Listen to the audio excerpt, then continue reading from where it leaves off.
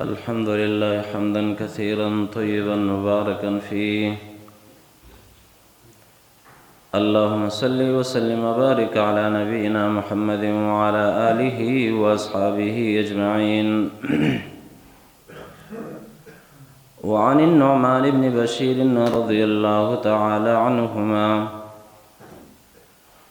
قال ذكر عمر بن الخطاب رضي الله تعالى عنه ما أصاب الناس من الدنيا فقال لقد رأيت رسول الله صلى الله عليه وسلم يظل اليوم يلتوي ما يجد من الدخل ما يملأ به بطنه. رواه مسلم. وكما قال رسول الله صلى الله عليه وسلم. مخکې درس کې دا خبره ذکر شوه. رسول الله صلی الله علیه وسلم فرمایي کو غواړي چې انسان سره الله تعالی محبت وکړي نو سبب د دې محبت دپاره دا دی چې انسان به د دنیا مینه محبت پرېږدي. دا به د دې سبب شي چې د انسان سره به نور انسانان مینه محبت کوي. نن درس کې دا خبره ذکر کېږي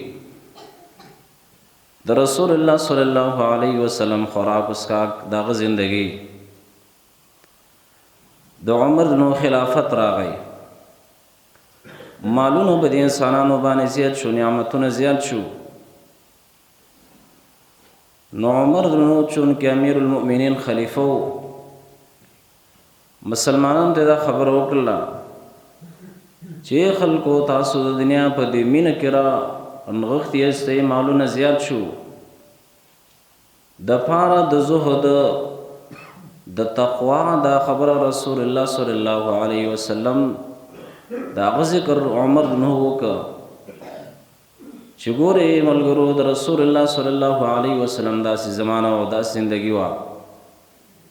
وایي ما کله رسول الله صلی الله علیه وسلم نه دی لیدلی چې هغه په مړه خېټه باندې خرما خوړلی وي. رسول الله صلی الله علیه وسلم زندگی د ملنګۍ او د فقیرۍ او زندگی وه. په دې خاطر باندې چې د ملګرو دنیا نه دا مینه دا محبت را واپس شي او د الله طرف ته متوجه شي. وعن النعمان بن بشير رضي الله تعالى عنهما قال ذكر عمر بن الخطاب رضي الله تعالى عنه ما أصاب الناس من الدنيا.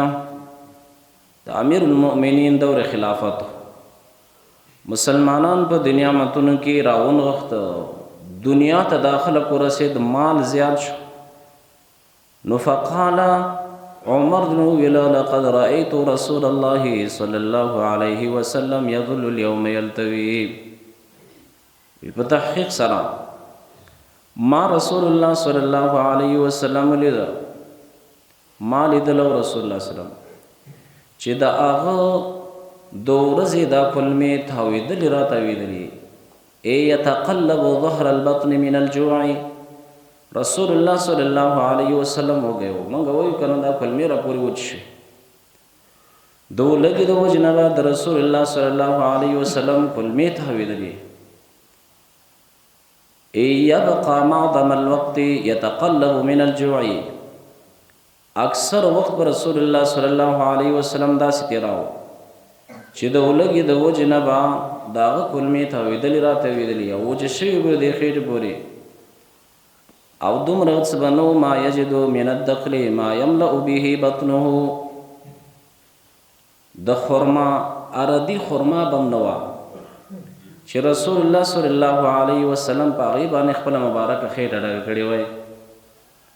لږ خوراک ما یجدو نموندل کېده من الدخل ما یملأ به بطنو، هغه ردی خرمام نه پاتې کې نه پیدا کېدله چې هغه به رسول الله صلی الله علیه وسلم خوړلی وی په مړه خېټه. د دې وجې نه عایشه رضی الله عنها فرمایي وی حضور اکرم صلی الله علیه وسلم د کور خلقو چیرې هم د 2 ورځو پرله پسې د وربشو ډوډۍ په مړه خېټه نه ده خوړلې. دا زمونږ د خاندانوي زندگی وه. 2 ورځې زموږ په عمر کې داسې نه دي راغلي چې موږ د وربشو ډوډۍ په مړه خېټه خوړلې وي. عبدالله ابن عباس رضی الله عنه فرمایي وی رسول الله صلی الله علیه وسلم څو شپې به داسې تېرېدلې، بار بار به دا شپې راتلې چې هغه د کورنۍ داسې څه به نه و چې د ماښام د خوراک دپاره به پاتې هغوی به د هغې نه خوراک کړی و. ماښام خوراک به نه و. د دې وجې نه کله به چې رسول الله صلی الله علیه وسلم راغی، عایشې راته ویله چې خوراک شته د ورځې؟ هغې ویل چې یا د الله رسوله څه نشته؟ وایي زما روژه ده. خوراک به یې نه و کړی، څه به نه وایي زما روژه ده.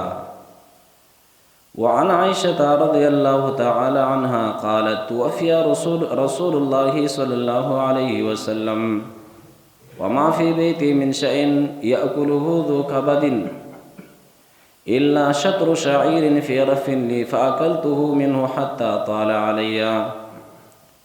عائشة نه فرمائی وی رسول الله صلی الله علیه وسلم وفات شو،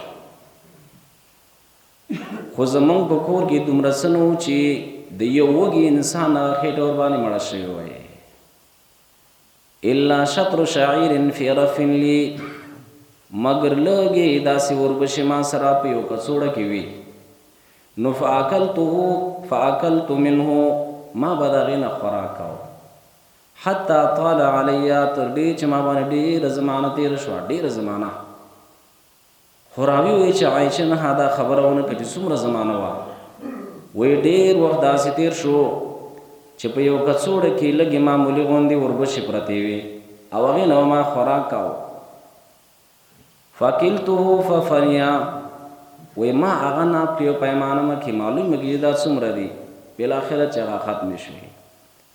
د رسول الله صلی الله علیه وسلم او د هغه د مبارکو بیبیانو زندگی. د دې وجې نه امام غزالی رحمه الله فرمایي په احیاء العلوم کې وایي یو انسان باندې یو لږ او تنده راشي، معمولي غوندې خوراک کوي، فقط دا چې دا ورباندې ژوند تېر کړي. او د دې سره الله رب العالمین دې انسان ته صبر او استقامت نصیب کړی وي. الله رب العالمین خپل ملایکو ته فخر په طور باندې د انسان وړاندې کوي چې یو ملایکو زما دغه انسان چې د باندې ما فقر او لږ راوسېده او دا په دې باندې صبر کوي. تاسې به دې خبره ګواه اوسئ چې د دغه یو مړۍ په وړاندې باندې دوی ته زه د جنت درجې اوچتوم. د هغه یو کپ یو څښاک خوراک چې د ده کمیږي نو د دې بدلې نه دي مګر جنت کې د درجې دي. د صحابو زندگی، د رسول الله صلی الله علیه وسلم زندگی. یو شپه راووته، د ولږې نه ورته خوب نه ورته. ګورې ابوبکر صدیق نور روان دی، وی ولې یا د الله رسوله؟ وی د خوراک څه نشته، خوب نه راځي. ابوبکر نه یې پوښتنه وکړه چې ته ولې راوتلی؟ یا د الله رسوله د خوراک څه نشته، خوب نه راځي. عمر نور روان دی، عمره ولې راوتلی؟ څه لامل دی؟ وی د خوراک څه نشته، خوب نه راځي. زوی دی انصاري کور ته ورغلو، ورته خسته مزېداره خوراک برابروي. کله چې هغوی دا خوراک وکړي، د کجورو یو کڅوړه، یو خرما، هغه عمر بن داخلي نو رسول الله صلی الله علیه وسلم ته فرمایي لتسألن یومئذ عن النعیم، خامخا په ورځ د قیامت به الله تعالی د دې پوښتنه کوي، هغه اخطا کوي، ژاړي، یخ یو بس کی او هغې نه وروسته دا خبره کوي، بیا ژاړي، الله به د دې پوښتنه کوي مونږ زموږ استاد به څه حال وي. الله تعالی د موږ تاسو په دې باندې د عمل کولو توفیق را نصیب کړي. سبحانك اللهم وبحمدك اشهد ان لا اله الا انت استغفرك واتوب الیک. الله تعالی زموږ حفاظت وکړي، زموږ د نارینه او زنانو حفاظت وکړي. الله د علماو، ډاکټرانو، انجینرانو، ټول د مسلمانانو حفاظت وکړي. الله کریم رحیم ذات زموږ ناس د خپل رضا سبب وګرځي. الله زموږ ګناهونه معاف کړي. الله د حسدونو او بغضونو نه وساتي. الله مینه محبت را نصیب کړي. الله ستا رضا، ستا د حبیب رضا را نصیب کړي. الله حرمین شریفین کې به اربع زموږ قسمتونه وکړي.